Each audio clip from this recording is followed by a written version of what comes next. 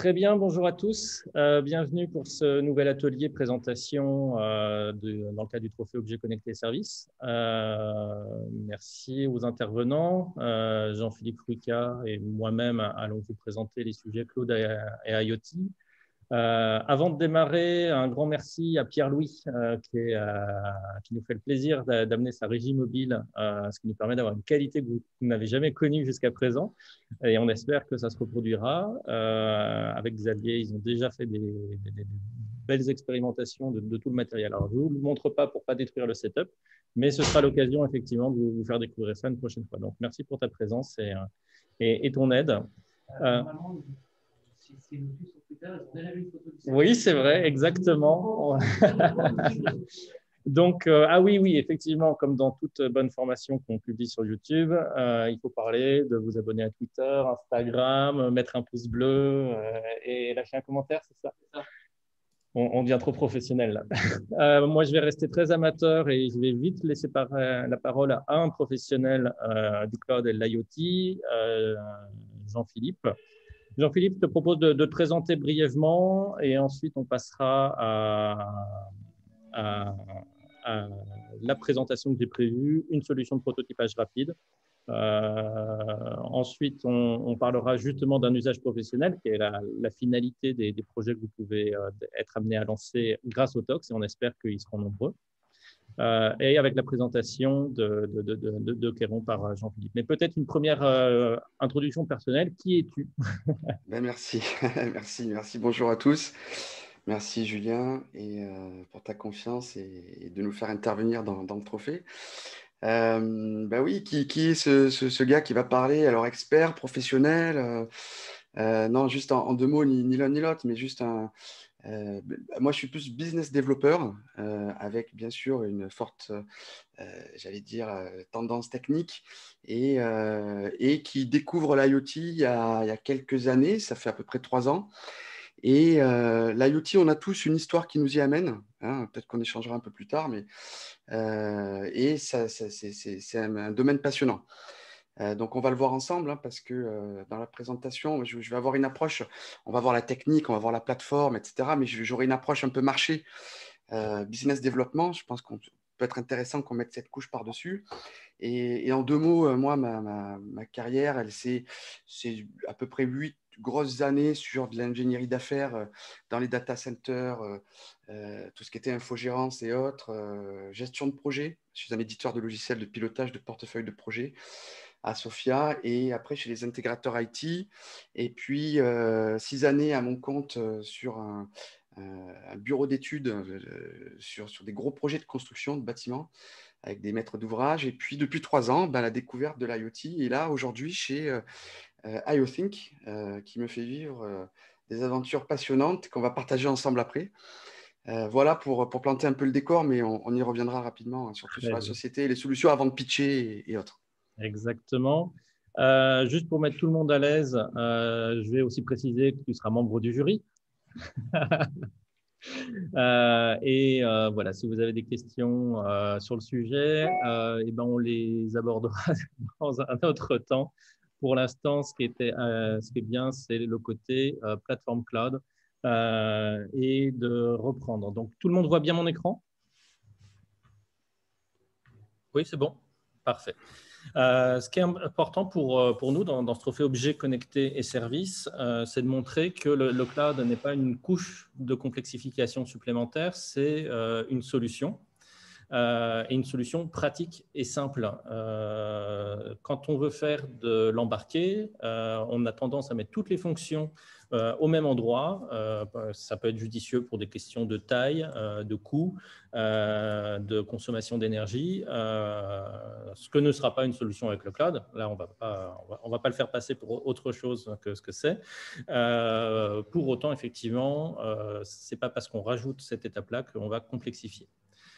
Un peu de vocabulaire pour commencer. Bien prendre en compte que les objets connectés se comptent par milliards et on va parler du coup de edge. Si vous entendez parler edge pendant le concours et même au-delà, c'est un terme qui est de plus en plus répandu pour dire qu'on rajoute du logiciel au niveau des devices, au niveau des capteurs, au niveau des actionneurs, au niveau des périphériques. Donc, tous ces objets connectés ont quand même en embarqué, c'est ce que vous avez vu avec les premiers ateliers et c'est ce que vous verrez avec les formations, comment mettre mon code au plus près du périphérique. Et en fait, on va remonter une partie du code dans un cloud. Donc, c'est un partage essentiellement de données. Et on va avoir quelques milliers de solutions, que ce soit du cloud privé ou dans les grands clouds publics. Et certains ont déjà été cités lors des précédents ateliers. Il y a une étape, je voulais la mentionner pour que vous ayez tout le vocabulaire, mais vous ne l'expérimenterez peut-être pas, en tout cas par les solutions que je propose. Ce sont tout ce qu'on appelle le FOG. Ce sont donc des nœuds intermédiaires qui permettent là aussi d'embarquer un code qui peut être utile à votre service, utile à votre usage. On va beaucoup le retrouver plutôt dans l'industrie pour des problèmes de, justement, vous voyez, de multiplicité de l'information, pour des problèmes de télécom. Donc, il joue le rôle de concentrateur de l'information. Ça peut être une solution locale à la même échelle que votre périphérique ou bien au niveau d'une ville.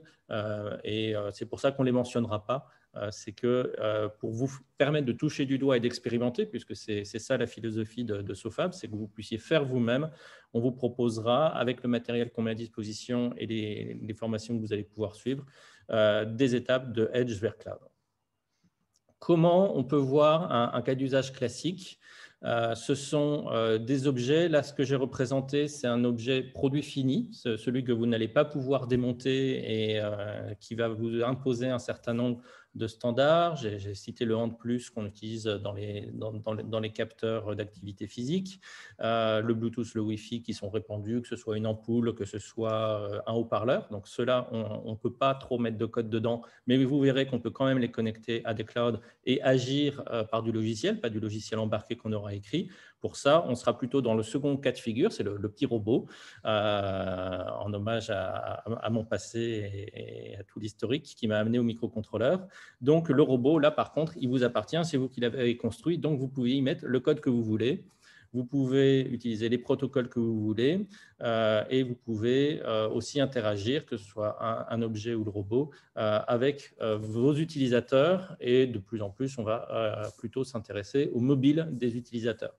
Donc ça, c'est l'objet connecté tel qu'on le voyait il y a 10 ans, où on interagissait en proximité directe avec lui et on avait la maîtrise et le choix du réseau de communication qui était imposé. Pour tous les trois, il fallait choisir le même. Désormais, on se dirige vers une approche cloud. Qu'est-ce que ça veut dire? Au-delà d'imaginer de la puissance de calcul à grande distance, c'est dans un usage IoT le fait d'augmenter les distances. Vous pouvez très bien avoir des objets qui sont à l'autre bout de la planète ou tout simplement à l'autre bout de votre maison et vouloir communiquer avec eux, auquel cas le choix de protocole réseau que vous aurez choisi ne sera plus le même, ne fonctionnera plus. Ça permet, dans le même état d'esprit un peu physique, de franchir les obstacles. C'est-à-dire que vous voulez communiquer avec un objet qui est de l'autre côté d'un mur qui isole des réseaux de communication. Là encore, plutôt que de monter le signal ou de changer de protocole réseau, pourquoi effectivement on ne peut passer sur un cloud qui va un peu contourner cet obstacle-là. Toujours aussi à prendre en compte, notamment dans le cadre de vos projets, parce que c'est ça qui va généralement être posé comme question, c'est la multiplicité. Là, vous prototypez un objet, mais comment votre usage fonctionne si vous en avez 10, 100 ou 1000 supplémentaires à gérer. Et l'interopérabilité, c'est-à-dire que là, vous êtes concentré sur un proto avec un objet. Imaginons que le concurrent sorte moins cher à un autre objet. Comment vous passez à l'autre? Donc, même sans changer trop les protocoles, on voit que multiplier les devices, multiplier les réseaux, que chacun ait le réseau adapté à son usage, au final, tous vont être unifiés grâce à un cloud, ou plusieurs clouds d'ailleurs, au-dessus. Cette problématique-là, on peut y accéder dans le cadre du trophée très facilement en réutilisant des solutions. Certaines vont vous parler, vous les connaissez, Google Drive, les différents assistants, Siri, Alexa, Google. C'est déjà une façon de toucher du doigt ces fonctionnements-là. Je vous parlerai de IFTTT si vous ne le connaissez pas, je vais le mentionner. Et puis, côté objets connectés, on voit apparaître de plus en plus, côté Tuya, Smart Life, des protocoles, ou en tout cas, derrière, c'est du réseau Wi-Fi, Bluetooth, Zigbee, mais derrière, pris en charge pour vous simplifier les choses. Ce que je vous ai présenté, ce n'est pas toutes les solutions qui existent, c'est les solutions qui sont les plus simples pour découvrir et expérimenter soi-même.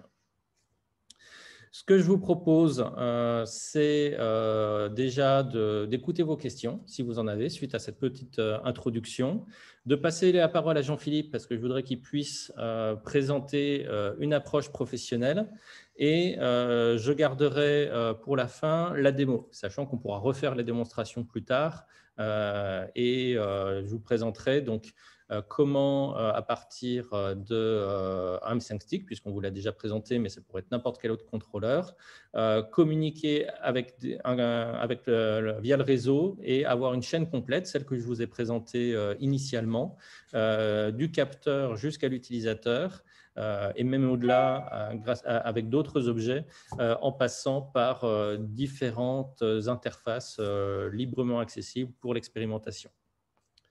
Donc, regardons maintenant, est-ce que vous avez à ce stade-là des questions, des points que vous voudriez aborder, des éléments qui vont pouvoir aussi nous orienter sur la façon dont on vous présente les choses. Petit tour des participants. Et s'il n'y en a pas, on va considérer que vous êtes impatient d'entendre la suite. Axel, tu avais… Ouais, tu parles juste avant là d'OpenID Connect avec Google. Oui. Moi, j'ai une question là qui me revient pas mal dans la tête avec le prototypage, c'est la sécurité. Et j'ai encore du mal à voir comment un objet qu'on vend à un utilisateur final, on va pouvoir facilement le sécuriser. Donc pour chiffrer les communications, pour être sûr qu'il ne récupère pas les infos du client d'à côté, etc. etc., etc. Du coup, je me demandais qu'est-ce que tu avais en tête comme usage avec OpenID Connect Oui, c'est le fait qu'à chaque étape, tu vas pouvoir récupérer toute l'authentification et la gestion de droits que tu as habituellement dans le domaine du logiciel. La question de la sécurité, elle est fondamentale. Les premiers objets que j'ai vus, c'était des aspirateurs d'une marque française que je ne vais pas citer, exposés dans une appli propriétaire, une API, en se disant on fait ça en local, donc c'est sécurisé. Non, pas du tout. Du coup, ils avaient fait l'impasse. Dans la démo, j'y reviendrai, donc je l'illustrerai tout à l'heure. Dans la démo, sur le SP32, il y a une sécurité. Donc, dès le premier accès au cloud, dès mon API REST, je sais qui communique. Et la question du coup, c'est pas comment je sécurise, parce que c'est les mêmes protocoles HTTPS et d'authentification, que ce soit par jeton, par JWT, par OpenID Connect. À chaque étape, dès que tu es dans le cloud, tu vas mettre en place la même sécurité. Je vous montrerai Firebase également pour la gestion des authentifications, où j'y reviendrai en dehors de la présentation si certains veulent le faire. En fait, la question que tu te poses, et Jean-Philippe pourra aussi présenter comment ça se passe côté Kéron, c'est le provisioning, c'est-à-dire comment je distribue un objet à un utilisateur et je suis sûr que c'est cet utilisateur qui s'en sert. C'est plus une question de sécurité, puisque en termes de protocole, c'est sécurisé. Par contre, effectivement, comment tu vérifies que tu donnes et que tu vas mettre dans ton code les identifiants de la bonne personne. C'est une vraie problématique. On ne va pas l'aborder aujourd'hui, sauf si Jean-Philippe a des use cases là-dessus. Et je propose effectivement de se faire un point là-dessus. On en parlera, on en a un peu parlé avec Veli. Avec Veli Pekka la dernière fois, puisque lui fait du provisioning de carte SIM. Donc, tu peux le faire au niveau de la carte SIM. Il a montré comment personnaliser et savoir quelle carte SIM se connecte. Mais ça, c'est quand on a la question de la SIM. La question du code, pour le provisioning d'identité, mais également pour les updates. Un gros problème de sécurité des objets connectés, c'est les updates, ce qui fait qu'il y a des milliards de caméras qui peuvent faire tourner du minage de Bitcoin ou casser des codes parce que la puissance de calcul est largement disponible. Tout ça, effectivement, ça mériterait, tu as raison, on va voir si ça tient dans le planning, d'aborder la question. Sinon, via le Slack, on peut se faire un thread, un channel dédié sécurité, ça vaudrait le coup. Comme ça, on récupère toutes les questions et je vais voir pour faire intervenir les quelques champions de la cybersécurité des objets connectés qu'on a sur Sophie Antipolis. Très bon sujet. S'il n'y a pas d'autres questions dans l'urgence, je passe la parole à Jean-Philippe et on va voir comment Jean-Philippe bascule sur… Merci Julien. Et puis juste peut-être pour faire la transition, peut-être un premier élément de réponse. Nous, après, le message, de toute façon, il est encapsulé. Il va être crypté. L'idée, c'est de se dire où est-ce qu'on va placer le décodeur de ce message. Donc, première barrière, ça va être sur évidemment les protocoles MQTT, HTTPS. Nous, on va voir que c'est essentiel. On refuse même des projets si on n'a pas cette notion de sécurité. Et puis derrière, où est-ce qu'on met le décodeur de ces messages? Et c'est là qu'on va rajouter des barrières de sécurité. Voilà, c'est juste pour faire la transition sur ces points-là. Et puis, de toute façon, on va le voir quand je vous montrerai les parties un peu plus techniques. Attendez, alors je vais juste partager mon écran. Vous me dites si ça marche, si vous le voyez. Ça va être celui-ci. Merci en tout cas pour les précisions. Ok. Ouais, je le vois. C'est bon? Ok, quand on arrivera sur la plateforme, parce que je vous montrerai la plateforme, je couperai ma caméra, ça me mange pas mal de bande passante. Alors, comme on a dit, alors vous voyez déjà dans le titre, hein, c'est notre slogan, Make IoT Simple. Hein, le but, c'est derrière vraiment de simplifier le cas d'usage, simplifier la connectivité, avoir une approche vraiment plug and play. Aujourd'hui, le marché a besoin de simplifier, j'allais dire, cette approche IoT.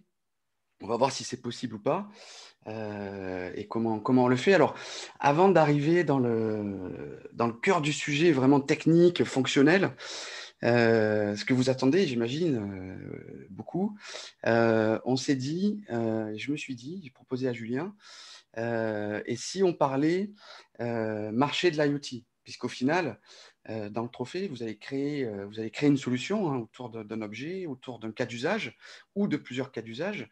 La finalité, bien sûr, au-delà de s'éclater sur du prototypage et autres, bah, c'est peut-être de trouver sa voie sur le développement, le déploiement de ces solutions, de le vendre.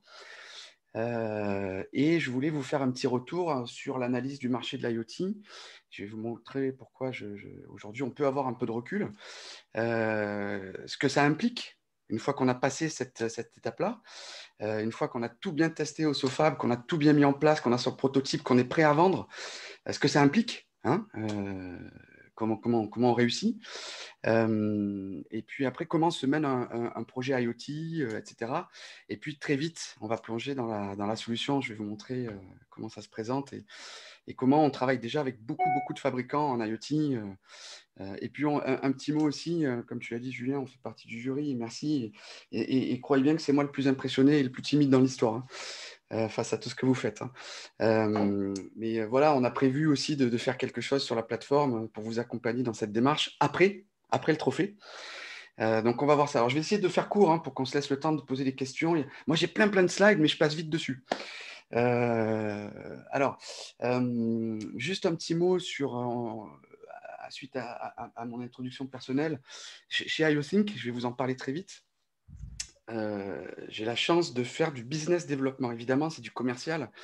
C'est une grande partie de commercial. Hein. Il faut aller chercher du client sur des sujets IoT. Alors, IoT / M2M, on travaille beaucoup dans l'industrie, la machine. On travaille aussi sur de la GTB, GTC, on connecte des bâtiments et autres.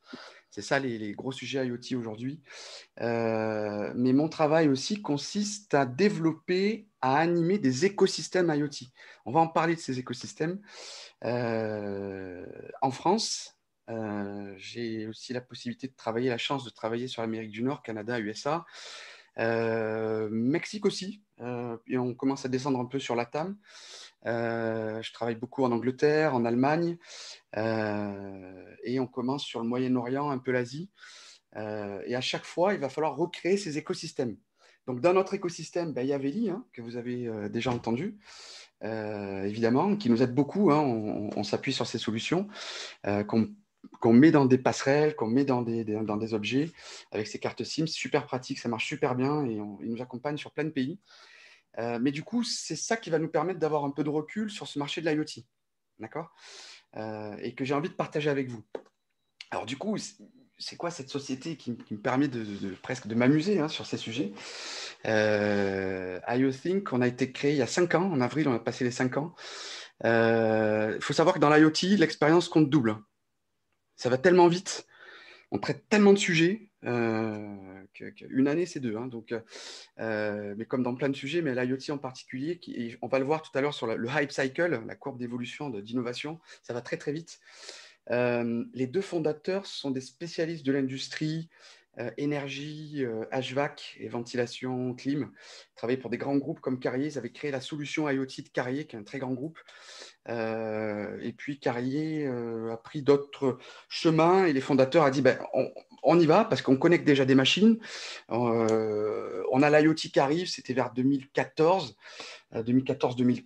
Même 2013, il commençait à y avoir de l'IoT, du Sigfox, du LoRa, etc. Donc, ils connectaient des machines, ils connectaient des IoT. Puis, ils se sont dit, mais il y a tellement de machines différentes, comment on va simplifier la maintenance? Et puis, si on commençait à créer une plateforme qui permet de modéliser la machine, de modéliser l'IoT, et c'est comme ça qu'est née la solution, en fait, parce qu'il n'y avait pas de plateforme qui existait pour connecter différentes machines, différents IoT, faire différents cas d'usage. Et donc, ils se sont lancés. Aujourd'hui, on est éditeur de cette plateforme IoT, éditeur, donc grosse partie des équipes en R&D. Et on se projette sur des sujets en ce moment d'IA. Ça va bien plus loin que ça. On a d'autres sujets, je ne peux pas trop en parler, mais il faut vraiment se projeter. Ça va très, très vite. Aujourd'hui, on a 25 000 machines et capteurs connectés. On va pas loin d'atteindre les 30 000. Il faut que je mette à jour mes slides. Des milliers d'utilisateurs partout dans le monde. On est dans 20 pays. On a 700 capteurs du marché sur la plateforme, on va le voir ensemble. Des milliers de cas d'usage. On travaille beaucoup en marque blanche. On crée la plateforme, le portail personnalisé des clients ou des fabricants de capteurs, on va en discuter. Et puis, on travaille avec quelques acteurs significatifs, mais pas que. On a aussi des petits clients, des petits intégrateurs. Voilà, pas de jaloux et tout se passe très bien. Donc, nous, on est basé à Nice pour le siège. On a une équipe de production à Villeneuve-Loubet, les développeurs. Voilà. Alors, je vous propose une rapide analyse du marché. Elle vaut ce qu'elle vaut et elle est avec mon prisme. C'est la mienne, la nôtre. Véli en a peut-être une autre parce que lui, il est sur la connectivité. Après, à vous de croiser par rapport à ce que vous connaissez. Première chose, un point auquel on ne pense pas souvent, est-ce qu'on sort une solution B2B ou B2C? Ça va impliquer énormément de choses derrière. Alors, ça, c'est du cas réel. Ça, c'est ce qu'on reçoit au bureau pour déployer par les fabricants. Donc, voilà du B2B, un smart plug, LoRa, consommation énergétique électrique coupée à distance, contrôlée à distance, la smart plug. Je crois que c'est NKE qui fait ça. Donc là, on les reçoit, puis on les paramètre et on les envoie après chez nos clients. Voilà comment on les reçoit. Et voilà, si vous vous lancez dans le B2C, ce qu'il va falloir faire, un packaging, des super applis mobiles, une super notice, les channels de distribution qui vont être différents, etc. Donc ça, c'est vraiment un choix dès le départ dans vos projets. Est-ce que je vais dans du B2C? Est-ce que je vais dans du B2B? B2B, c'est ouvert. On peut démarrer très vite. B2C, on commence à avoir les gros acteurs du design, du prototypage, de la production. On va se retrouver avec des fournisseurs, des sous-traitants de Microsoft, de Samsung. C'est tout un monde. C'est un monde vraiment à part, le B2C, que je connais moins, que j'ai un peu approché, mais que je connais moins. Donc, moi, je vais avoir une approche qui est très B2B. Mais en tout cas, prenez-le en compte dans vos projets. On a parlé de cette hype cycle, la courbe. L'IoT aujourd'hui, vous connaissez, j'imagine.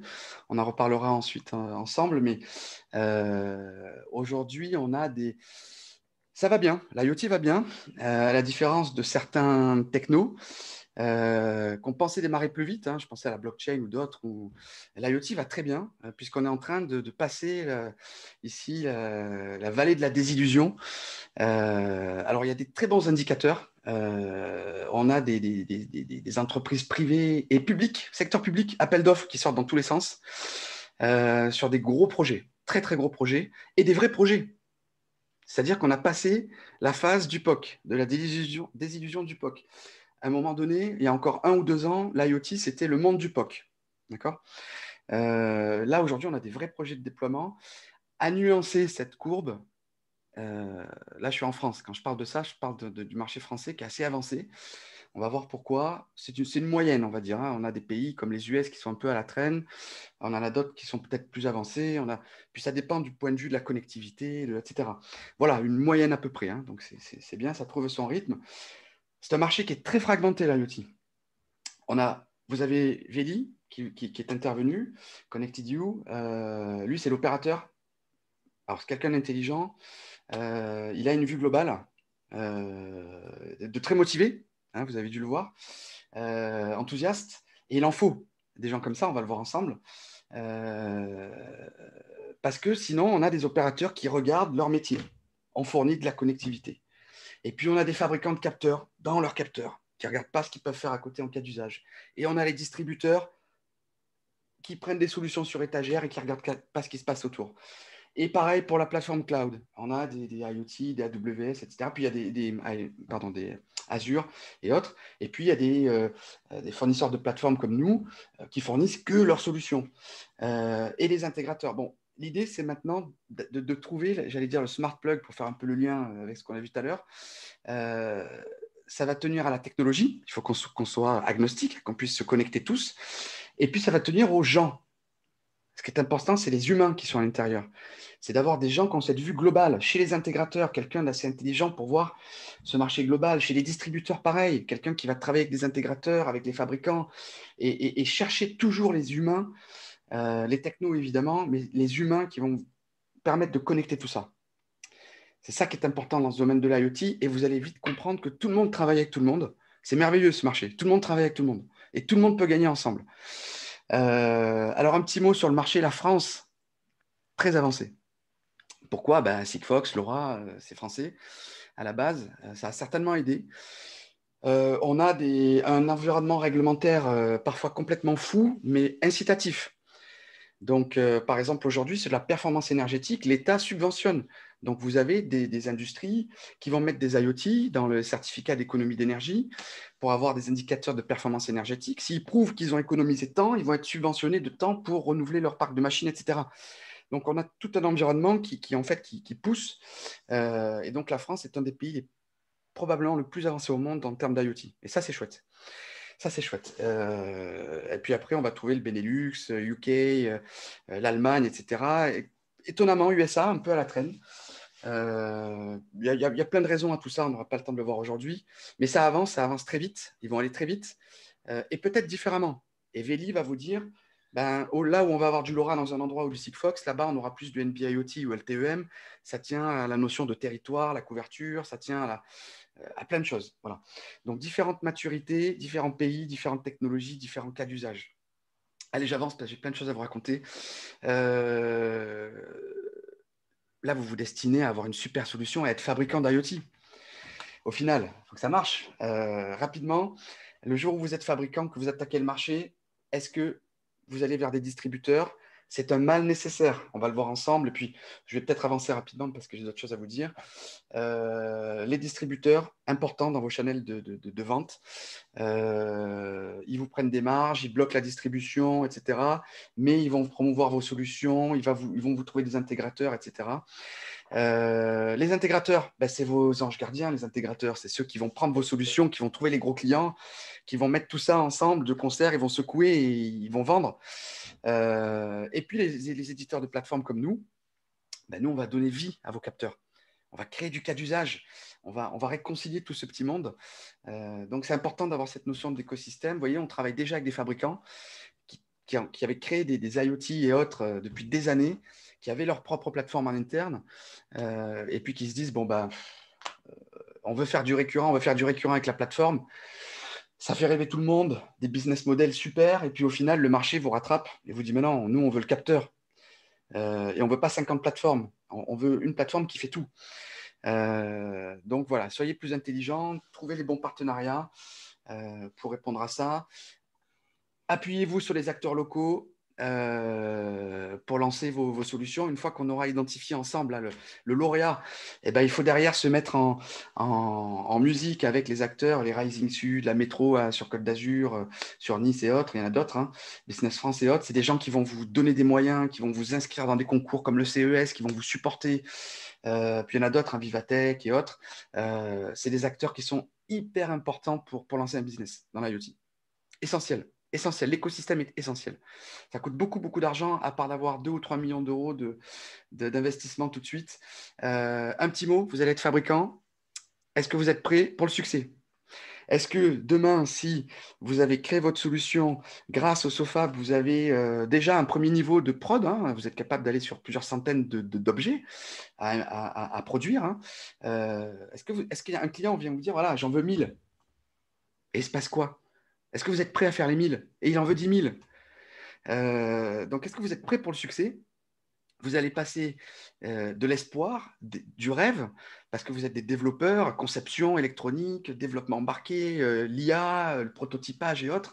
L'esprit startup, on est bon. Et puis, la réalité arrive, la commande arrive. Et là, on peut avoir des déceptions et un peu de panique parce qu'on devient fabricant et plus développeur. Donc, on va changer de métier. Et ça, il faut être prêt à ça, hein. Moi, je l'ai vu, hein, j'ai vécu, j'ai accompagné un fabricant pendant quelques mois, je l'ai vécu, cet aspect-là, et ça vous mène au succès ou à l'échec.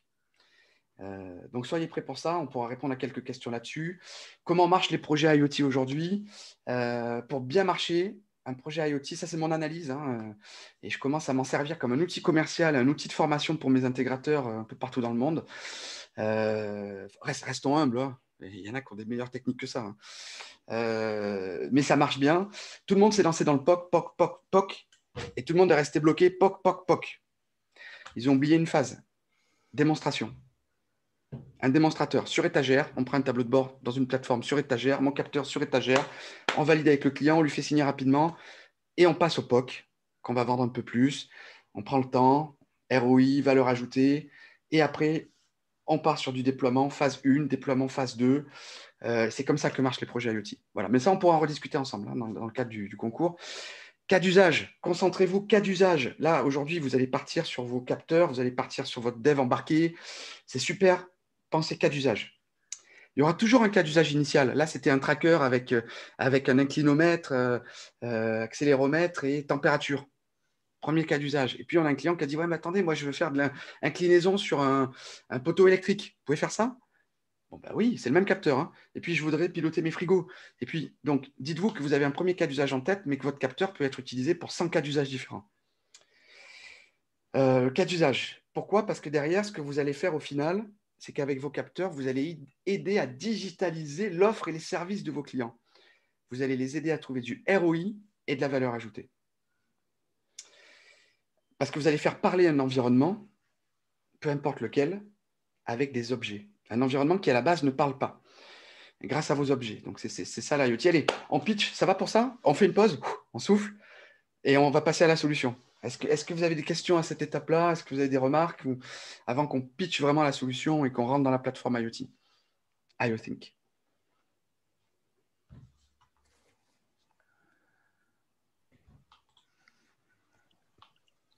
Du coup, Jean-Philippe, Oui. le fait d'être producteur de fabriquer des capteurs, Oui. pour toi, c'est essentiel ou arrive à trouver un capteur du marché qui fonctionne et le faire justement fabriquer par quelqu'un d'autre, c'est pas une solution qui permet d'aller peut-être plus vite sur de la prod. Enfin, Bah, c'est vrai que ta question, elle ouvre sur plein de sujets, enfin, de réflexions stratégiques. C'est que soit on y va en termes de conception et puis on prend des briques sur étagères existantes et comme on se focus sur le cas d'usage, au final, le succès va être là. Il faut de toute façon s'appuyer sur un écosystème du fabricant. Il faut trouver. Alors, est-ce qu'on fait un partenariat avec un fabricant existant et on lui apporte une solution? Évidemment qu'on gagnera peut-être un peu moins, évidemment, il faut faire attention aux brevets, il faut faire attention, etc. Mais ça peut être une solution pour démarrer. Prendre des briques sur étagère, comme vous avez trouvé là au Sofab, c'est super intéressant aussi. Ça permet de lancer un prototype déjà un peu plus fini et de démarrer sur un premier niveau de prod. Pourquoi pas, hein, quelques centaines d'objets, ça peut faire l'affaire. Mais quand on va passer à l'échelle, sur plusieurs milliers de capteurs, là, il faut vraiment avoir un écosystème solide, quoi, Et c'est pour ça que moi, ce que j'avais vu en accompagnant un fabricant, c'était que bien que ça coûte plus cher, il faut s'appuyer sur des usines de prod locales. Il ne faut pas hésiter à rester en France. Pas rêver par l'Asie. Il faut rester en France avec des mecs, des entreprises qui sont habituées à accompagner des concepteurs. Ça coûte plus cher, vous faites moins de marge, mais ils savent vous accompagner sur les tests, ils savent vous accompagner sur les retours, sur les IoT défaillants, parce que forcément, ils vont être défaillants. Hein.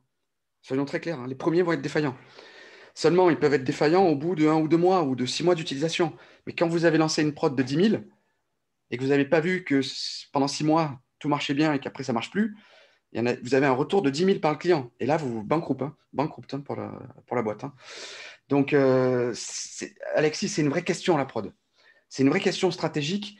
Et ma réponse, elle est, faites-vous accompagner par un consultant. Il y a des très bons consultants. Ils viennent quelques jours avec vous et ils vous aident soit en amont, soit pendant la phase de transformation, à passer à cette transformation du métier. Alors, je botte un peu en touche quand je te dis ça, mais c'est la vérité. Il faut vraiment se faire accompagner. Bonjour, juste une question. Oui. En haut à droite, c'est un Gateway Connectivity, c'est un ou exclusif ou c'est un en même temps? Non, c'est et où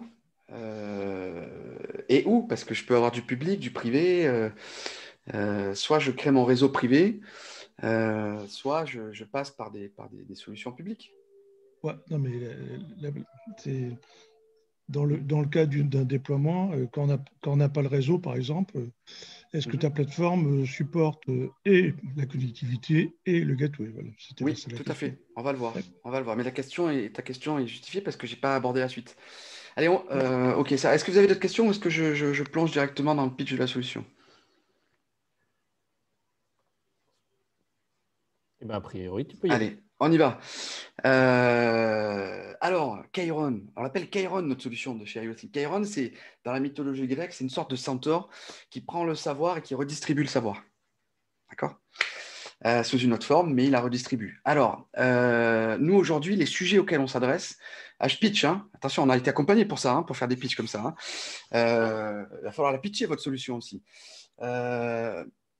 Enjeu aujourd'hui du marché, les clients, je vous l'ai dit, il y a une maturité qui arrive, ils ont des besoins, ROI, ils ont des besoins de valeur ajoutée, et on fait quoi? On fait quoi? Je prends quoi comme brique des Lego, la connectivité, capteur, je me connecte sur un bâtiment, je me connecte sur une machine, ou les deux, ou les trois.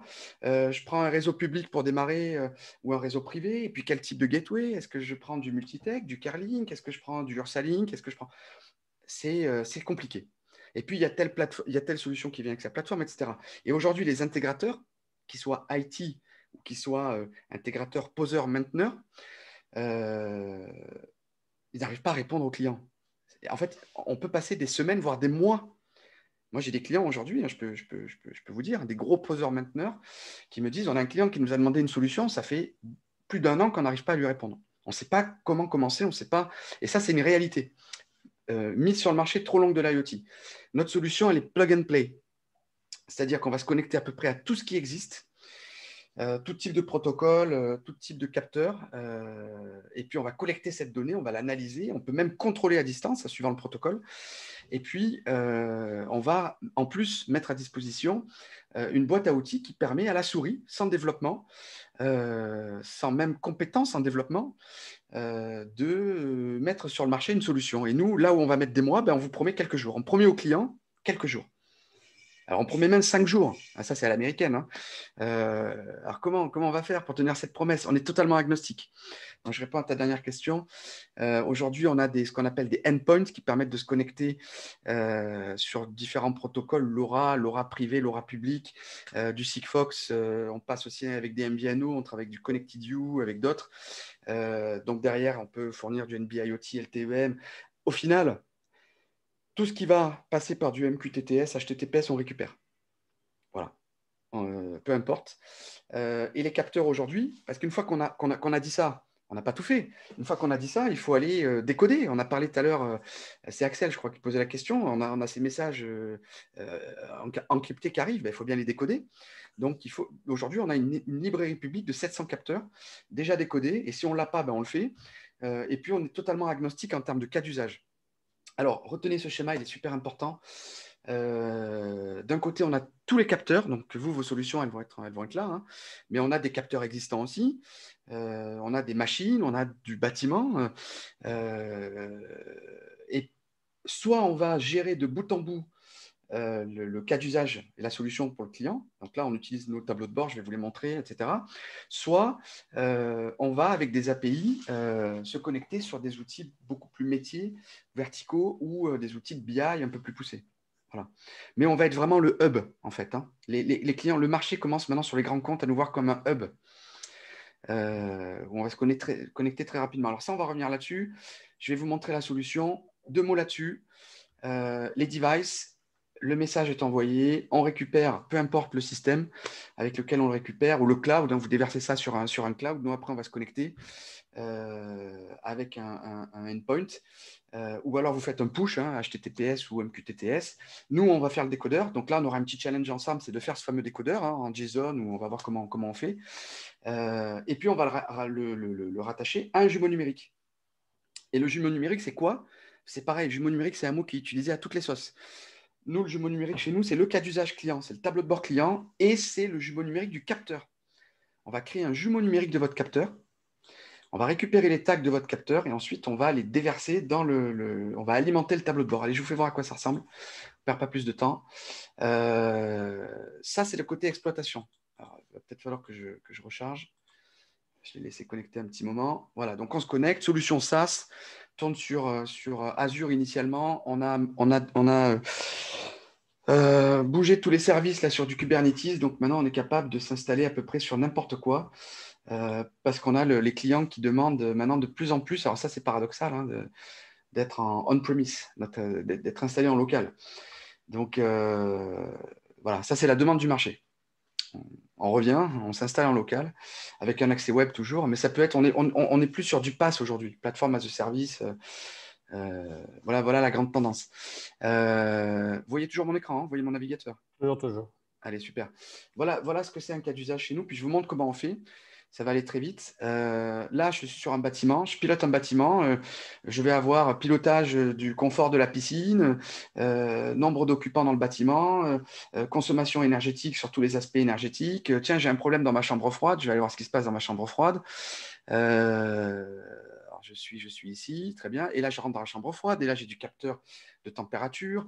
Mais je peux aussi très bien gérer de l'eau chaude sanitaire. On a vendu là sur les hôpitaux de Marseille tous ces sujets-là pour voir si leur système répond à de la réglementation. Tiens, j'arrive le matin au bureau, j'ai envie de savoir si j'ai de la place sur le parking. J'ai envie de savoir si mes bornes de recharge sont disponibles. On travaille avec SAP à ce sujet à Sofia, qui a un parc de 250 véhicules électriques, là, sur un gros projet Smart Grid, qui est super sexy.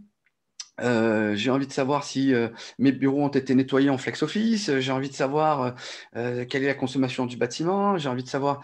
L'idée, je ne vais pas vous montrer 1500 cas d'usage, hein, c'est de vous montrer qu'aujourd'hui, les clients veulent avoir tous leurs cas d'usage sur une seule plateforme. Et ce matin, j'étais avec un gros fabricant qui nous a été poussé par un client. Je les ai appelés, je leur ai dit écoutez, vous avez une super plateforme, elle est très belle, vous l'avez développée en interne, mais les clients, ils n'en veulent pas. Les clients, ils veulent une seule plateforme où il y a tous les cas d'usage. D'accord ? Ça, c'est la grande tendance du moment. Donc, il faut être prêt à vous dire que votre capteur va être utilisé par plein de plateformes et jouer là-dessus sur la stratégie business. Allez, je vous montre l'envers du décor. On va finir là-dessus. C'est le principal. C'est le clou du spectacle. Aujourd'hui, on travaille avec beaucoup de fabricants. Ça, c'est la partie intégrateur. Hein. C'est la partie que vous allez avoir, que vous pouvez avoir, que le client, l'exploitant ne voit pas, hein, mais plus l'intégrateur. On a cette fameuse librairie publique où votre solution peut se retrouver un jour, j'espère. On a tous les fabricants, on travaille avec plus de 50 fabricants ici. On a toutes les technos hein, en connectivité. Et puis le client, l'intégrateur ou le client va choisir, tiens, je vais faire, ça c'est la mode en ce moment, On veut revenir au bureau, je dis, on va faire un petit sujet de qualité de l'air, humidité, CO2, présence, etc. OK, c'est top. On regarde, allez, je viens de mettre une gateway LoRa, là, ça peut être sympa. OK, mais pas que, hein, on a d'autres solutions. Voilà. Et puis là, il va vous afficher tous les fabricants avec qui on travaille, le descriptif. Si c'est bon, vous regardez si IOSync n'a pas un super tableau de bord déjà tout prêt à vous donner. Là, j'ai quoi? OK, on avait dit température, humidité, qualité de l'air. J'en ai peut-être un qui est un peu plus joli. On en rajoute toutes les semaines hein, pour les clients. Voilà, celui-là, il est classe. Ah, celui-là, il est joli. On l'a mis à l'université au-dessus de Londres. On a équipé une université avec ça. Voilà, ben là, on branche n'importe quel capteur. OK, ben je prends celui-là, je duplique. Je le duplique dans mon environnement. Voilà, j'essaie de faire vite hein, pour ne pas vous faire prendre du retard. OK, je le duplique. Je suis en train de mettre un bordel énorme, mes collègues vont me tuer. Voilà, IOSync Dev, il doit être ici. Voilà, top, top, il doit être là, zone détection, air quality, je ne sais pas si c'est celui-ci. Voilà, il est là, il est beau, il est super. Il est prêt à recevoir un capteur. Et puis là, eh ben, je vais faire ce que je veux. C'est-à-dire que tout repose en fait sur un système de widgets. Vous avez une boîte à outils ici. Et puis, vous allez rajouter des images, vous allez alimenter vos capteurs. Et vous allez dire, ben, ici, je veux un capteur, je veux... ben, on va être ici. Voilà, ici, on a dit qu'on voulait du CO2. On va en refaire un ensemble. On va le prendre ici. Voilà, là, je mets une boîte de valeurs. Et dans cette boîte de valeurs, je vais lui dire, ben, je récupère mon tag. Je récupère mon tag CO2 qui vient de mon capteur. Donc, ça veut dire qu'en amont, donc là, vous pouvez faire ce que vous voulez. Hein, pour n'importe quelle image, on va en faire un juste ensemble ici, que vous compreniez bien. IOSync Dev, ça c'est top. Alors, ça c'est top ici. Voilà, ici. Allez, j'ai normalement... c'était pas le bon. C'est celui-là. Voilà, je prends ma boîte à outils. Je prends mon widget. Donc là, ce que je suis en train de vous montrer, c'est que en fait, vous allez économiser des semaines, des mois de développement.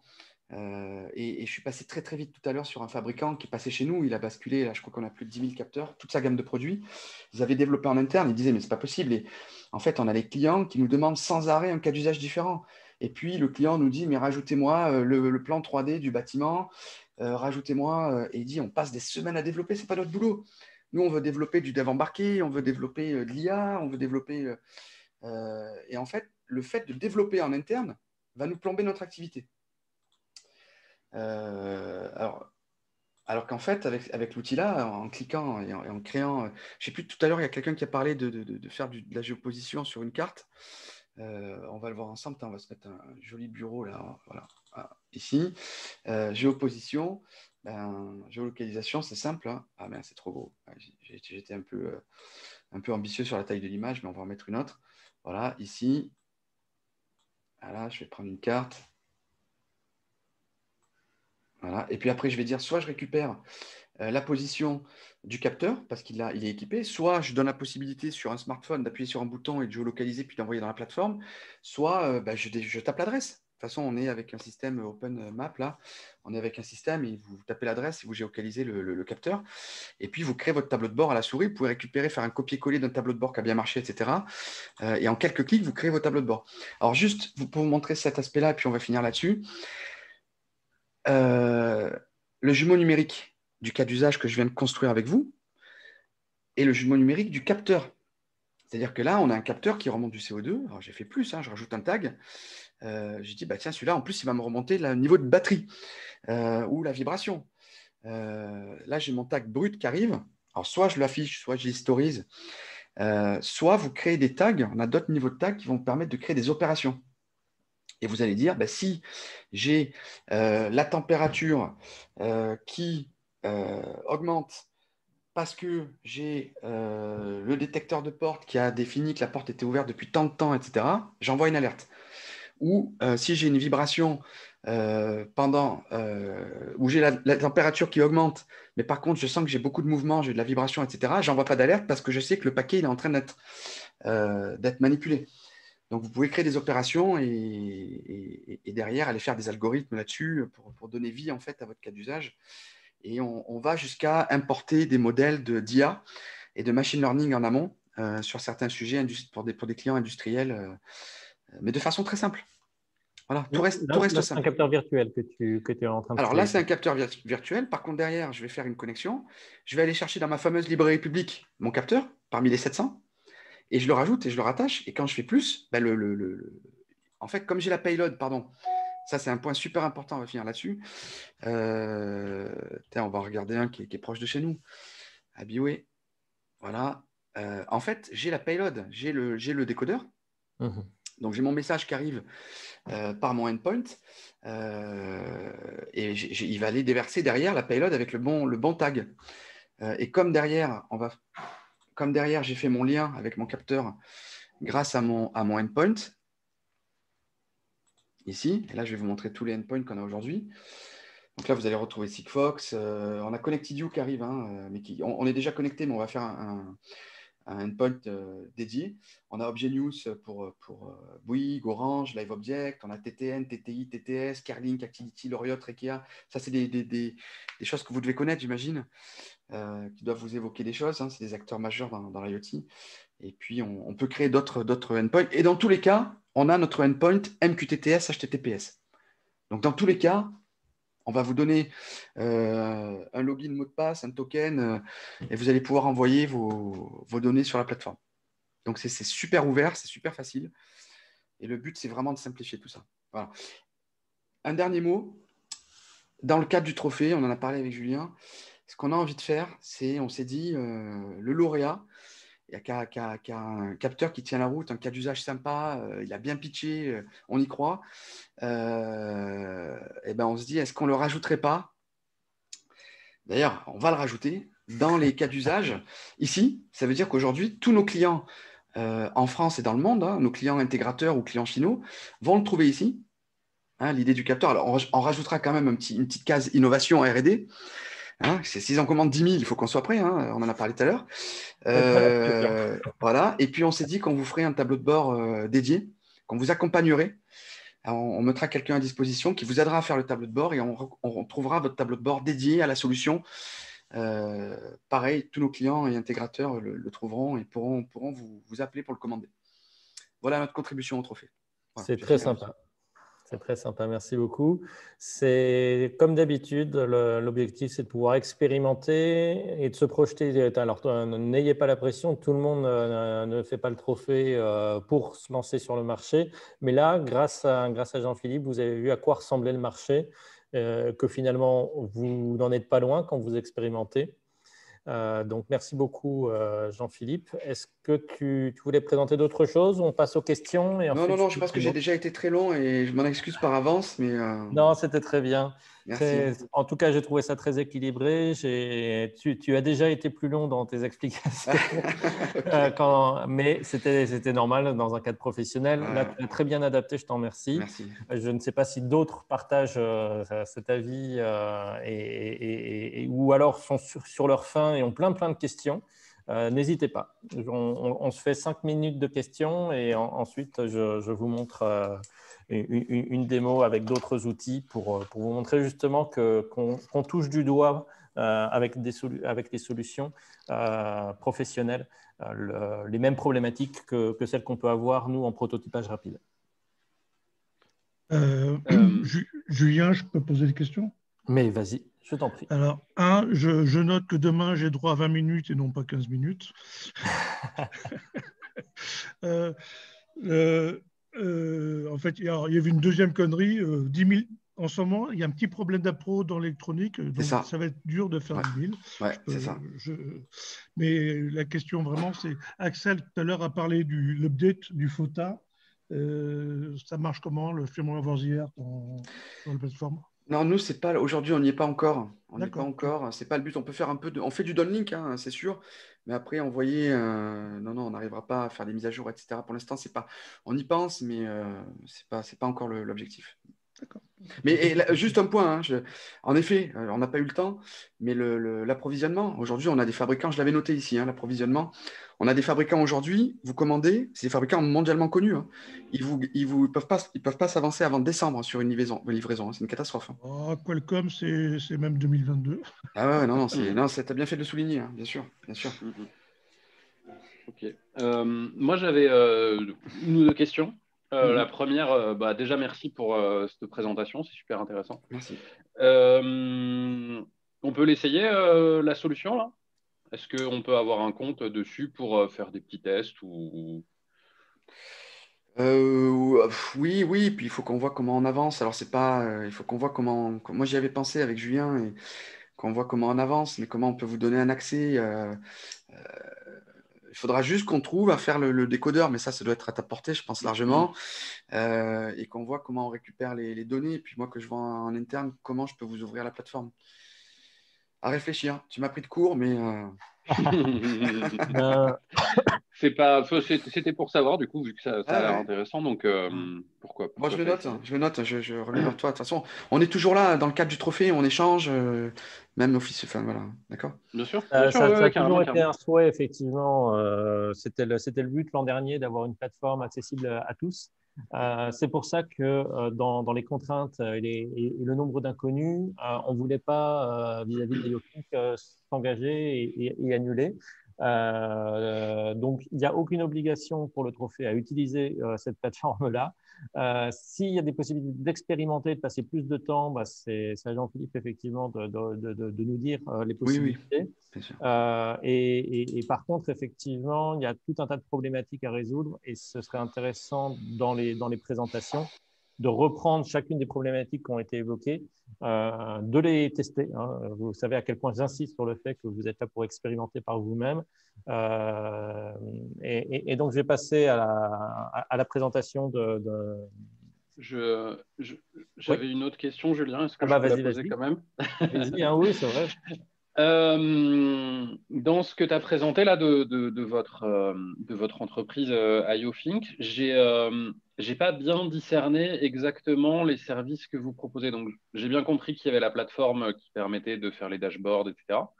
Et tu as pas mal parlé d'accompagnement des fabricants d'objets connectés pour le mettre sur le marché. Du coup, vous proposez quoi? Vous proposez la distribution, vous proposez le SAV, vous proposez... C'est vraiment une excellente question parce que c'est la particularité de ce marché. J'en ai parlé tout à l'heure, c'est très fragmenté. Nous, aujourd'hui, en tant qu'éditeur, tout converge sur la plateforme. La connectivité est sur la plateforme, les capteurs sont sur la plateforme, les cas d'usage sont sur la plateforme. On est vraiment au cœur de l'écosystème. Donc, c'est très poreux. Et puis, à notre stade de développement, on n'est pas énorme, hein, on est 16 personnes.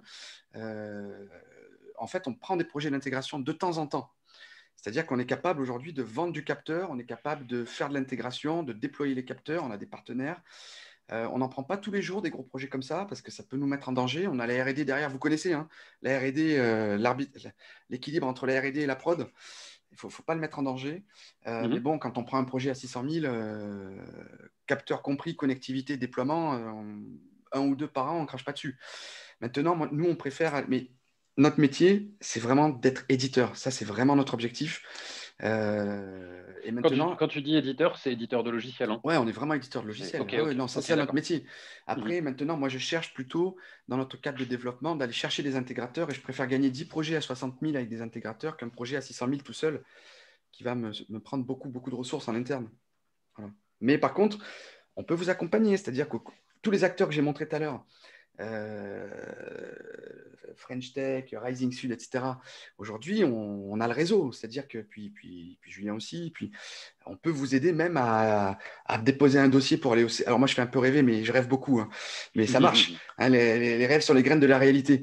Mais derrière, on peut aller. Pourquoi pas aller? Pourquoi est-ce qu'on ne se ferait pas un CES 2022? Bah go. On peut y aller, ouais, ça sera bien. Bah go. On connaît tous les acteurs. Moi, j'en ai déjà fait 3. On s'est monté les dossiers. On y va. Ça, c'est why not? Voilà. C'est le but. C'est la prochaine étape. On a droit à une dernière question? Vas-y, François, autant que tu veux. Mais moi, elles me font peur, les questions de François. Hein. Non, non. Ok. En tant que vieux con de Texas Instruments qui était un peu spécialiste sur la conso, est-ce que ta plateforme, est-ce que la plateforme d'IOSync, est-ce que vous avez prévu en fait de prédire à vos clients la consommation de leurs capteurs en fonction du trafic? Oui, tout à fait. On a, il a bien fallu qu'on trouve une référence. Donc, on a pris ce qui était à peu près le poids moyen d'un message. Nous, on a beaucoup d'expérience en industrie. Donc, les messages sont un peu plus lourds qu'en IoT. Et on a un petit outil de simulation qu'on donne à nos clients. Et en fonction du nombre de... Parce que tu sais très bien, et vous savez tous, que tout repose sur la fréquence d'envoi des messages par jour, et puis la rétention pour voir l'historique et naviguer dans l'historique. Et on leur donne une simulation, et puis avec ça, ils nous prennent de l'espace supplémentaire où ils font ça en local ou sur du virtuel, s'ils ont la solution on-premise. Mais oui, on a un outil de simulation. D'accord. Merci. Très bien. D'autres personnes veulent intervenir? Et ben dans ce cas-là, je vais passer à la suite, une vingtaine de minutes sur la présentation d'une solution. Je vais basculer, je vais mettre en place le partage d'écran. Hop. Vous allez donc retrouver dans cette présentation, hop, ça je peux le réduire, un ESP32, un M5 stick. Tu peux basculer, ouais. Vous connaissez le M5 stick. Je vais remettre la petite caméra, j'aime bien voir le suivi. Elle est ici. Elle est ici. Je vais la rallumer. Hop. En UIFlow, bien sûr, parce que c'est le plus pratique pour moi, comme d'habitude. Hop, je suis connecté. Et derrière, l'objectif, c'est d'aller stocker les données dans une page Google. Et ici, vous avez la séparation, et c'est l'équivalent de ce que vous avez eu sur la remontée d'informations. Et ensuite, l'objet ne sait pas du tout ce qu'on va faire avec. On peut passer sur, et là, un usage, et je vais vous présenter une appli mobile et une connexion à d'autres automatismes avec IFT. Donc, tout ça sera accessible. J'aborderai la question, du coup, j'ai noté la sécurité, le stockage de données et comment expérimenter tout ça. Postman, on verra si je vous le montre. Alors, à quoi ça ressemble sur mon partage d'écran? Vous allez retrouver ça, on peut le réduire. Hop là. Je ne vais pas vous montrer ça tout de suite parce que ça va vous faire peur, mais c'est à ça que ça va ressembler après. On a donc une UI avec sur notre écran des labels. On a la possibilité d'avoir des affichages comme d'habitude. Ça, maintenant, vous connaissez. Alors, bien sûr, c'est le moment que ça a choisi pour ne plus avoir de batterie. Tu as l'USB ici. Parfait. Non, c'est pas grave. Ça va charger le temps que je présente mon écran. Tu peux switcher la caméra. C'est pas que j'aime me voir, mais ce sera plus facile pour tout le monde. Et c'est parti. Qu'est-ce qu'on va retrouver? Par rapport à une question que j'ai eue l'autre jour, on a un serveur de temps qui est disponible dans les options avancées. On a du réseau, donc on va utiliser des requêtes REST, donc une REST API avec HTTP. Le NTP, il est ici. Il permet d'initialiser sur un serveur de votre choix, si vous voulez utiliser votre propre serveur, par exemple en local, pour être sûr d'arroser tout un bâtiment, vous mettez un serveur NTP local. Mais sinon, vous choisissez dans la liste de tous les serveurs NTP répartis à peu près partout dans le monde. Hop, voilà, j'ai perdu ma poubelle. Hop, elle est là. Donc là, je suis allé chercher un serveur pas trop loin. On est en time zone 2 et je peux réutiliser les heures. Les heures, elles sont un peu plus loin. hop, j'ai le format date, le format time. Ça, souvent, hein, c'est la base quand on veut stocker des données pour les réutiliser plus tard, avant un timestamp. Donc, le timestamp, il se construit pareil, vous n'avez pas à le combiner vous-même, même si on pourrait très bien le faire avec le formatage de texte. Là, le formatage est fait directement et vous pouvez réutiliser.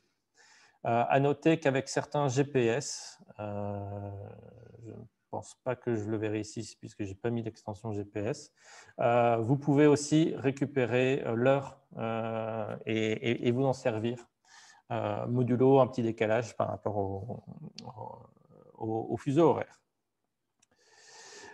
Et surtout, j'ai mis une unité. Alors ça, c'est le capteur que vous connaissez pour ceux qui ont suivi la formation M5 Stick. C'est le capteur de météo, le capteur d'humidité que l'on plante dans la terre. C'est la suite de notre petit arroseur.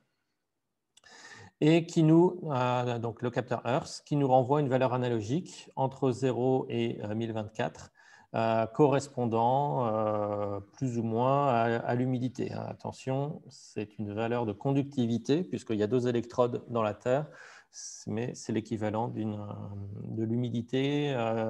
Ça nous donne une approximation de l'humidité de la Terre. Qu'est-ce que j'ai fait? Ça, c'était aussi pour vous montrer, hein, j'en profite à chaque formation pour aller un peu plus loin, la possibilité de faire des timers. Au lieu d'avoir une boucle et de dire « attends 5 secondes, attends 4 secondes », on a la possibilité d'avoir un timer précis qui, toutes les secondes, est appelé. Alors, bien sûr, il ne faut pas que la quantité d'actions que vous faites à l'intérieur dure plus d'1 seconde. Donc, vous serez forcément décalé. Mais, et ça, c'est le principe de tous les microcontrôleurs. Si vous avez fait de l'Arduino, il y a toujours ce même souci entre des interruptions qui sont levées avec des timers, etc. Là, j'ai un timer de secondes qui affiche sur l'écran le nombre de minutes en réutilisant un champ sur des heures et la valeur analogique du capteur. Mais ce qui va nous intéresser, c'est le capteur de minutes. Donc, il est lancé. Les 2 timers sont lancés ici avec la période, 60 000. Donc, 60 000 millisecondes, ça fait bien 1 minute. On incrémente. Donc, n'hésitez pas à recourir dans les variables à la possibilité d'incrémenter facilement une variable qui devient numérique. Vous savez que maintenant que ce n'est pas typé sous eFlow, il se débrouille lui-même avec les types. Il faut bien l'initialiser à 0. Et ensuite, on peut directement incrémenter. Et dès qu'on dépasse 60, ça fait 1 heure, on appelle notre fonction enregistre valeur. Donc, je vais me concentrer dessus.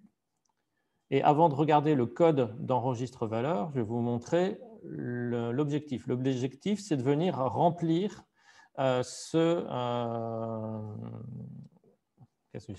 de revenir ce petit tableau. Ce petit tableau, c'est une feuille Google. Donc, dans mon Drive, j'ai créé une feuille. Je lui ai mis sur la première ligne les intitulés. Et je n'accède pas directement à Google depuis le M5 Stick, je passe par un intermédiaire. Donc, c'est ça un peu le message que je voulais faire passer. Utiliser des services, il y a plein de services SaaS, un intermédiaire qui va transformer ma feuille. En fait, j'ai des projets. Il faut que j'apprenne à cliquer, moi. J'ai plusieurs projets, dont celui-ci. Et quand je demande un nouveau projet, il me demande de choisir une feuille Google Sheets. Et il va me l'exposer, et c'est ça la partie la plus intéressante. Il va me l'exposer en faisant lui-même l'analyse. Si je fais un refresh, il me met le nombre de feuilles. Si je viens ici, dessous, il faut que je fasse ça. Il faut que j'accède au bas de mon écran. Voilà, si je viens rajouter une deuxième feuille pour avoir les valeurs d'un autre capteur qui me prendrait la pression Atmo, je vais l'appeler pression Atmo, boum, et je vais dire HIT. Désolé pour le nom, ce n'est pas moi qui l'ai choisi, il s'appelle comme ça. Et il m'a trouvé pression Atmo. Et à l'intérieur donc pour chaque feuille, il va me proposer les différents protocoles d'une REST API, le GET, les différents mots-clés, le POST, le PUT, le DELETE, et pas tous les autres. Je serai en entretien d'embauche, je demanderai quels sont les autres mots-clés d'une REST API. Voilà. Et je peux les activer ou les désactiver. Par exemple, je ne vais pas faire de put pour l'instant, je fais juste ajouter des lignes les unes après les autres. Alors, les puristes me diront qu'on peut faire du put avec du post et inversement. Hop, j'ai juste post qui est activé. Il me donne un petit exemple en JavaScript, mais je m'en moque. Moi, ce qui m'intéresse, c'est cette feuille-là. Pour la sécurité, en termes d'authentification, je peux, le mot de passe, vous reconnaissez pour ceux qui viennent à Sofab, sinon notez-le vite avant que je l'efface. C'est le mot de passe du Wi-Fi quand on est à Sofab. Il n'est pas public, donc il faudra le flouter sur YouTube. Non, je blague. Il est quasi public. On le donne à tous ceux qui viennent nous voir. Mais c'est un premier, ce n'est pas de la sécurité. Ça. Par contre, Sofab Telval 13, voilà, il me génère mon non-authorization header et ça, je vais pouvoir le présenter. Si on voulait faire autre chose, on pourrait carrément utiliser un token, mais moi, j'ai utilisé une authentification basique. Donc, pour Shitty, c'est terminé. Je n'ai plus besoin de lui. Une fois que j'ai récupéré, excusez-moi, hop, que j'ai cliqué dessus, c'est bon, la chaîne, hop, je peux l'utiliser. Donc, qu'est-ce que j'ai fait dans cette fonction enregistre valeur? J'ai utilisé un bloc HTTP request. J'ai choisi la méthode post, puisque je veux envoyer. Donc, je n'ai pas patch, juste post et get sur Shitty. Je pourrais même enlever le get d'ailleurs. Je ne vais pas l'utiliser. J'ai mis ici l'URL. J'ai créé un header. Donc, pour ceux qui manipulent ce type de UI-Flow, que ce soit pour Arduino, vous allez reconnaître la différence entre un map et un JSON, la possibilité de manipuler des maps. On crée une map et c'est un ensemble clé-valeur. Et on peut faire des recherches, etc. Le header, j'ai juste besoin de mapper ma fameuse clé d'authentification basique et dire que ce que je vais lui envoyer, c'est du JSON. On pourrait lui envoyer du texte. Moi, j'ai fait du JSON. Donc, j'ai utilisé la brique JSON où j'ai demandé à prendre une liste de clés valeurs et le convertir à JSON. Donc, c'est ce que j'ai fait ici en lui mettant une nouvelle map. Et le payload, alors ça, par contre, effectivement, on a l'exemple ici. Dans le body, on met d'abord le nom de la feuille, le nom d'une nouvelle ligne. Petite astuce pour ceux qui vont le refaire. Sébastien, si tu nous vois. C'est les pluriels. En fait, il gère des pluriels, il peut rajouter des S et en enlever en fonction du nom qu'on aura donné à la feuille. Pour que dans la logique, en tout cas la logique que lui y a trouvée, quand on ajoute un seul, donc c'est au singulier, et quand on prend une liste, c'est au pluriel. Donc il va rajouter des S un peu partout. C'est le seul risque d'erreur. Pour le reste, j'ai commencé hier et le proto a été fini ce matin, mais entrecoupé, comme vous connaissez Sofab, de plein d'autres activités. Donc, j'ai encore fait une bêtise, j'ai zoomé. Comme vous l'avez vu, je ne suis pas sur mon PC. Je fais plein d'erreurs. C'est bon, je m'en sors, merci. Vous voyez bien l'écran là? Ouais, vous me dites, hein, comme on a dit au début. Donc, qu'est-ce que je fais dans cette map? Je prends les trois colonnes. Attention, là, il faut le mettre en camel case, donc avec des minuscules au début. Date, valeur et batterie, qui sont bien les trois colonnes de ma feuille Earth. Je vais le faire comme ça. Date, valeur, batterie. Et donc, j'ai quasiment plus rien à vous montrer. Je prends la date du serveur de temps NTP et je la convertis en timestamp avec la date suivie de l'heure. Je mets la valeur de mon capteur analogique et comme j'aime bien contrôler si je suis toujours sur batterie, dans le hardware d'un M5 stick, alors ça dépendra si vous utilisez d'autres pièces de la famille M5, des M5 Stack ou des M5 Nano, Atom, pardon.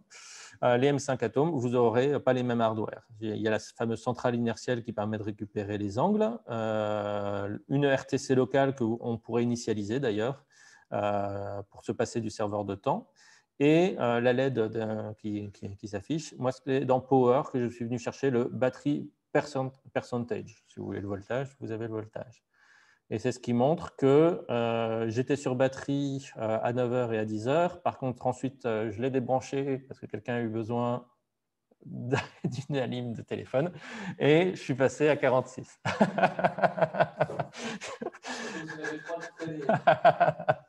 Je rigole. C'était juste pour la blague. C'est pas vrai, c'est juste que je l'ai débranché pour préparer ma démo. Donc, j'ai vidé la batterie parce que forcément, l'écran fonctionnait à fond, mais c'est une bonne illustration de comment vous devez faire attention sur vos objets connectés.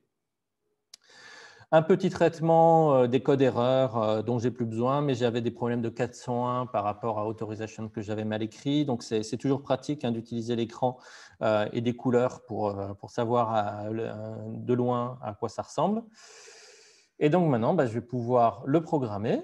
Il est connecté et je vais pouvoir vous montrer ce qui se passe. Hop.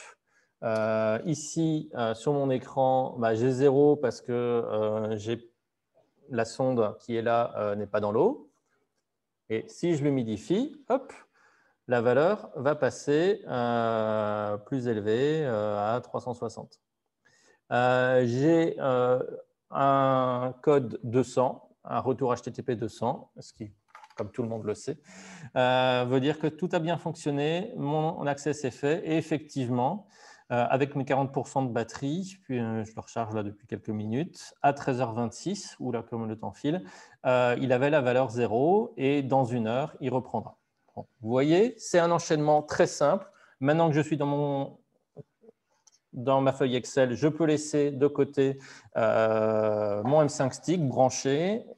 Lui ne saura pas quel usage. Et c'est vraiment ça le message d'aujourd'hui, c'est dissocier chacun de vos objets, faites remonter les données et ensuite exploitez-les.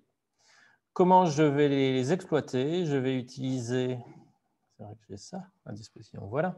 Un autre outil qui s'appelle Funkable, dont j'ai déjà parlé à quelques-uns, et qui permet de faire différentes applications. J'en ai fait deux démonstrations. Vous allez tout de suite comprendre pourquoi ça me parle. Tout simplement parce que c'est la même logique. Un écran dans lequel on vient chercher les différents éléments de UI, dans lequel on va pouvoir changer un certain nombre de paramètres. Moi, je voudrais que la couleur soit le beau violet de Telecom Valley et que ici, mon composant de Data Viewer List soit connecté à ma data source. Et c'est là où, effectivement, je vais pouvoir faire le lien avec ma feuille Excel, puisque Funkable a la bonne idée d'utiliser entre autres sources de données. On peut utiliser du Airtable, on peut utiliser des bases, on peut utiliser d'autres choses. Moi, je n'ai rien trouvé de plus simple qu'une feuille, une Google Sheet qui me permet, vous voyez que c'est synchronisé, puisque ma dernière valeur, il l'a déjà, il fait le refresh lui-même. Et mon application mobile ici m'affiche des valeurs dans une liste et je fais un petit code.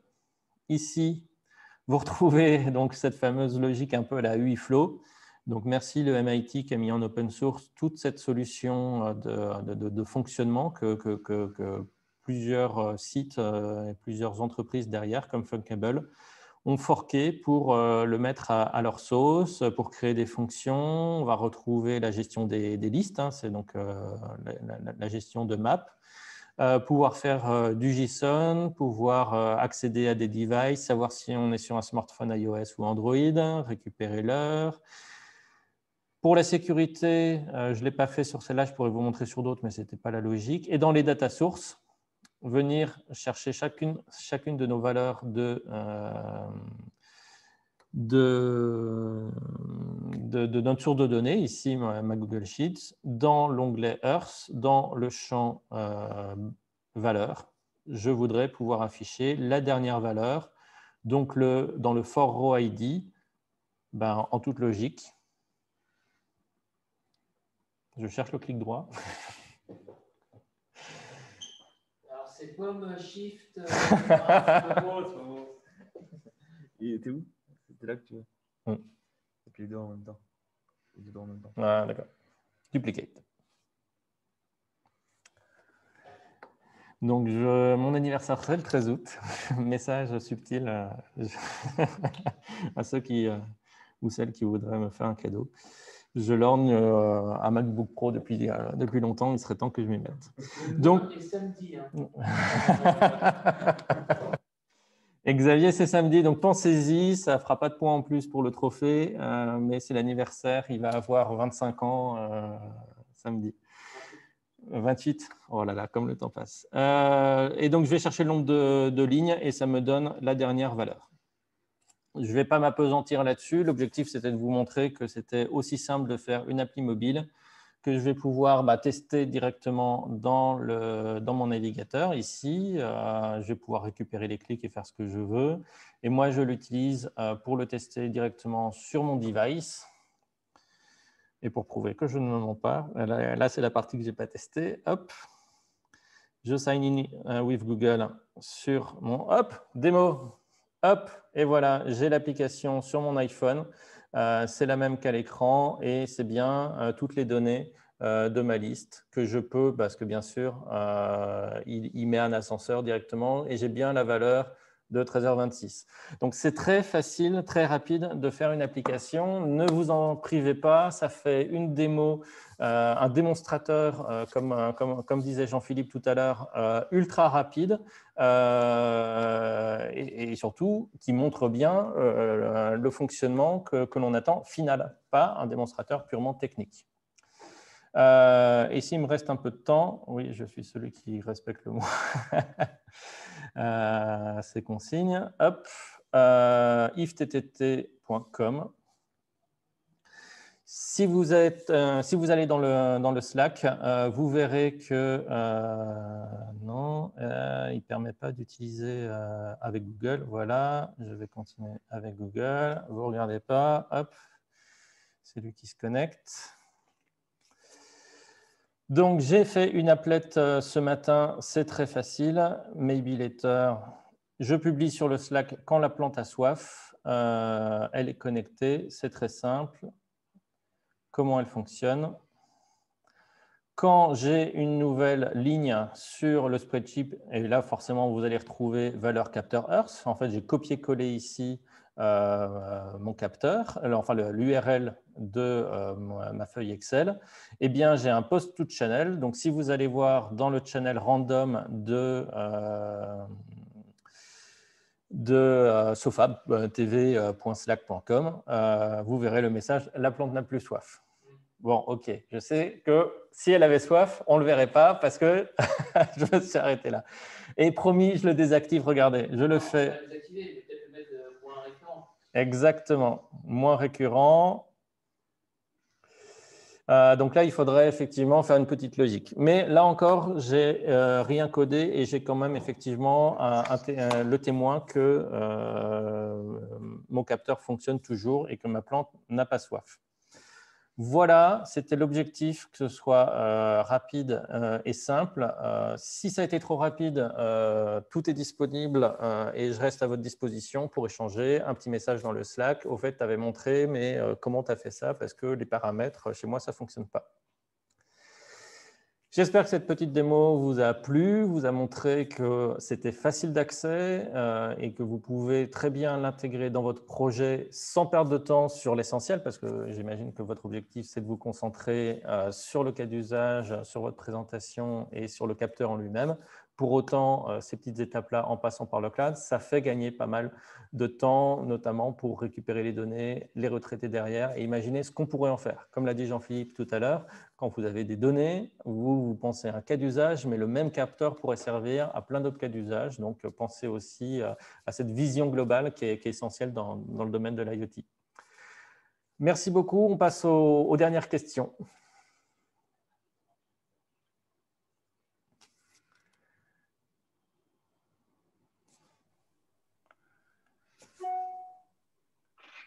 Encore moi.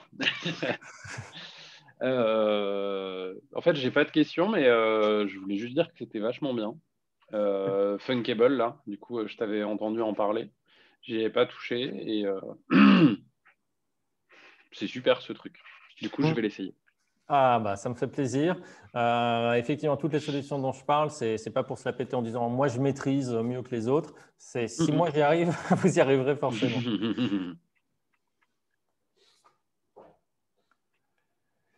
Eh bien, s'il n'y a pas de questions, c'est que tout était clair. Je vous rappelle de remplir. Qu'est-ce qu'il y a à remplir? En fait, j'avais une petite question Oui. sur Funkable, justement. Tu as parlé de… Là, tu récupérais les données dans un Google Sheet. Il y a d'autres systèmes. Est-ce que tu as une liste ou autre des systèmes qui sont pris en compte depuis lesquels on peut piocher des données? De manière globale ou juste pour Funkable? Juste pour Funkable. Ah, pour Funkable, il y a Firebase. Tu peux avoir des data sources Firebase, du Airtable et quoi d'autre? Je vais aller faire un create new. En fait, des tables internes, tout simplement.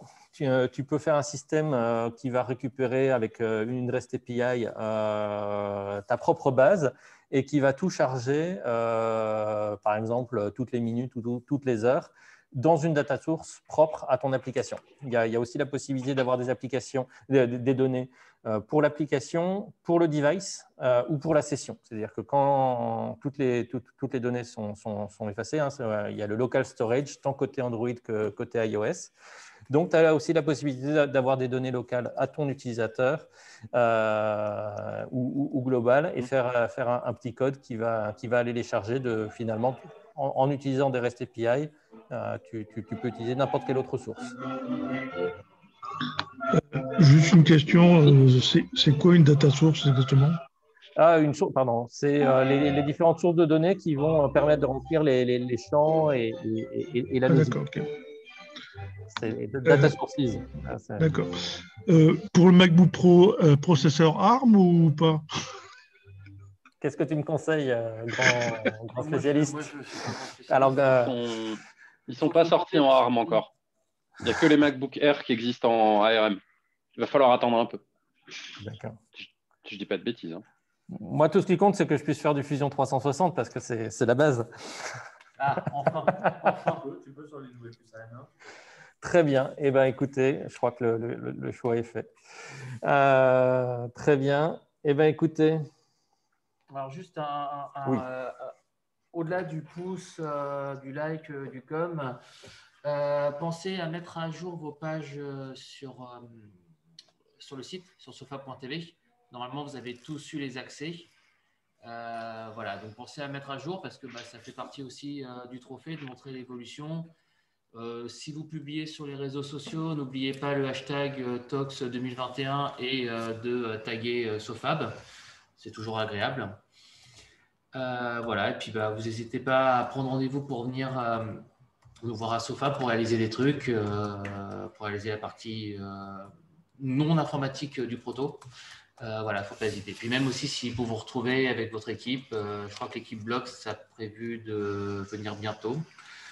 Donc voilà, il ne faut pas hésiter à venir à Sofab. Exactement. Très bien, parfait. Encore merci Jean-Philippe. Merci à vous tous. Très bien. Et à la prochaine. C'est quand la prochaine session? C'est mon petit côté méité. La semaine prochaine. Qu'est-ce qu'on fait de bon à manger? Alors, qu'est-ce qu'on fait de bon à manger la semaine prochaine? Pendant qu'il va chercher, du coup, le MacBook Pro ARM est sorti en 13 pouces. Il vient de sortir, mais pas en 16. Oh là là, Tu peux avoir les deux sur le 13. Tu peux avoir le processeur ARM ou le processeur Intel. Et donc, mon cher Julien, la semaine prochaine, qu'est-ce qui est bon à manger? Un atelier communication et IoT. Ah oui.